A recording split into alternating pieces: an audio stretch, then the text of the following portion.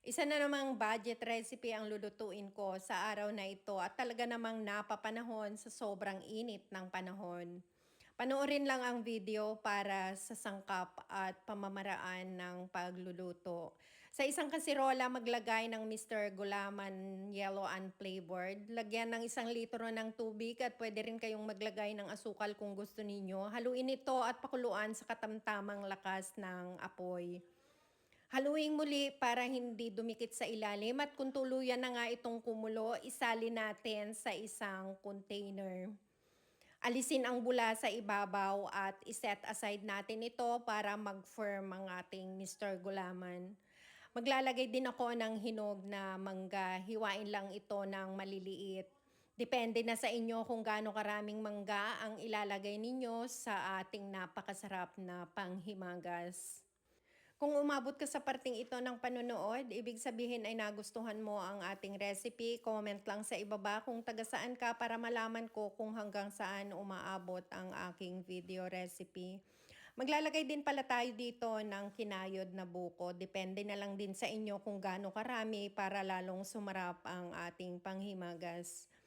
Hiwain na natin ang ating Mr. Gulaman Yellow na into cubes. At sa isang mixing bowl, maglalagay tayo ng 500 ml all-purpose cream.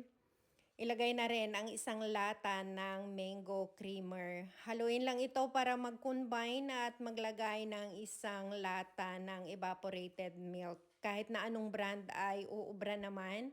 Ilagay natin ito sa refrigerator. Sa isang mixing bowl, ilagay na ang kinayod na buko, ang ating hinog na mangga.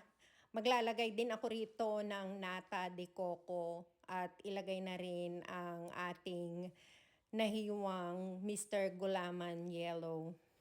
Pagkaraang mapagsama ng mga sangkap, ibuhos na ang ating milk mixture. Haluing mabuti hanggang ilalim para manuot ang lasa ng ating inilagay na mga sangkap. Huwag kalilimutang ilagay sa refrigerator sa loob ng 2 hanggang 3 oras para manuot ang lasa ng ating mga sangkap.